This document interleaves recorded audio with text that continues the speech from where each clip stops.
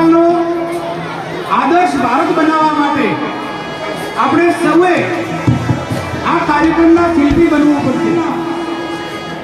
અનેક વિવિધ પ્રયત્નો ચાલુ છે કે તમારા બાળકો સારી ક્વોલિટીનું શિક્ષણ મેળવે। એ માટે સરકારશ્રીએ સીઈટી પરીક્ષા ચાલુ કરી છે, કોમન એન્ટ્રન્સ ટેસ્ટ। એ પરીક્ષામાં જો વિદ્યાર્થી પાસ થાય તો 10મા સુધી એને જેવી શાળામાં ભણવું હોય એવી ટોપ લેવલની શાળામાં એડમિશન મળે છે। એટલે કે હવે કોઈ એમ ન કહી શકે કે હું તો ગરીબ છું, મારું બાળક ન ભણી શકે। એટલા માટે સરકારે સૌના માટે દ્વાર ખુલ્લા મૂક્યા છે। આપણા બાળકોની અંદર રહેલી તાકાત એ પ્રદર્શિત કરે અને બધાની હરોળમાં આપણે પણ અગ્રસર રહીએ। એ માટે સીઈટીની અંદર આ વર્ષે 50 બાળકોને આપણે પરીક્ષા અપાવી હતી અને તે પૈકીના 4 બાળકો મેરિટમાં પણ આવ્યા છે। એટલે આપણા સૌના માટે ગર્વની વાત છે। આ બાળકો 8 સુધી ભણશે ત્યાં સુધી સરકાર તરફથી શિષ્યવૃત્તિ મળશે। સાથે સાથે એને ગુજરાતની જે સારી ટોપ સ્કૂલ છે એમાં ભણવું હશે તો પણ એડમિશન મળશે। એવી બીજી યોજના જ્ઞાન સાધના યોજના, ધોરણ 8નું ભણતો બાળક પરીક્ષા આપે અને જો એમાં બાળક પાસ થઈ જાય તો એ જ રીતે એને પણ ગુજરાતની સારામાં સારી બેસ્ટ હાઈસ્કૂલમાં એડમિશન આપે છે, રહેવાની જમવાની બધી સુવિધા સાથે।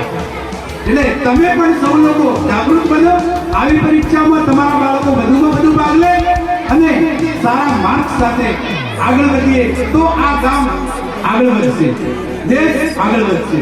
આપણા ઘરથી સરસાની અંદર પહેલા નંબરે ખોખોમાં વિદ્યાર્થીઓ આવ્યા છે અને કબડ્ડીમાં તાલુકા કક્ષાએ બહેનો માત્ર 1 પોઈન્ટમાં રહી ગયા, નહીતર આપણે ત્યાં પણ પહેલા નંબરે હતા। હમણાં કલા ઉત્સવ થયો, કલા ઉત્સવની અંદર 3 વિભાગ હતા, ગાયન, વાદન અને કાવ્ય રચના। એ ત્રણમાં આપણી મોટી ડુંગર પહેલા નંબરે આવી છે। આ આપણી સિદ્ધિઓ છે મિત્રો, એમને નથી મળતો। પહેલો નંબર લેવો ને એટલે તાલુકા સુધી પહોંચતા પરસેવો થઈ જાય અને આપણા ગામડાનું એક અશિક્ષિત એરિયામાંથી આવતું બાળક તાલુકામાં ટોપ આવે એનાથી વિશેષ આપણા માટે ખુશીના સમાચાર શું હોય છે?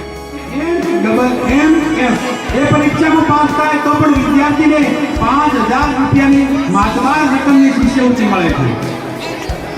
આ બધામાં જ્ઞાન સાધનાની અંદર ચૌધરી રસીલાબેન ઢકળાભાઈ અને ચૌહાણ પ્રભુભાઈ પોપટભાઈ બંને વિદ્યાર્થીઓ મેરિટમાં આવ્યા છે। હવે એ વિદ્યાર્થીઓને જેવું ભણવું હોય એના માટે સરકારે દ્વાર ખુલ્લા મૂકી દીધા છે। એટલે આપ સૌને વિનંતી કરું છું કે આવી સ્પર્ધાત્મક પરીક્ષાની અંદર આપણે સૌ આપણા બાળકોને એમાં જોડીએ અને સાંજે આપણે મહેનત કરીએ। બધા લોકો કહે છે અમે તો સાહેબ મજૂર છીએ। અરે ભાઈ, મજૂર તો છીએ પણ ત્યાં 10 કલાક મજૂરી નથી કરવી, અડધો કલાક જ કરવી છે અને એ માત્ર બોલવું છે, પરિશ્રમની ત્યાં જરૂર નથી।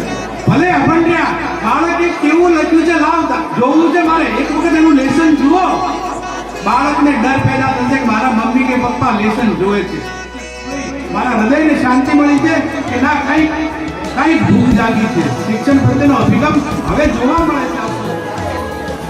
બાળકો ખૂબ ગેરહાજર રહે છે। 411 બાળકોમાંથી સરેરાશ 300 બાળકો આવે છે અને 100 બાળકો શાળાએ આવતા નથી।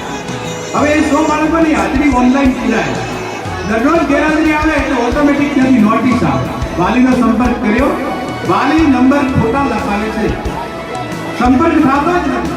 સહી કરવા બોલાવીએ તો કે ના તું તો નોમ કાઢો, સહી નહીં કરી। અરે બાપુ, નોમ રાખવા અમે તો આવ્યા છીએ, નોમ કાઢવા નથી આવ્યા। આ ગામનું નામ રાખવા મજૂરી કરીએ છીએ, મહેનત કરીએ છીએ, ગામનું નામ કાઢવું નથી અમારે।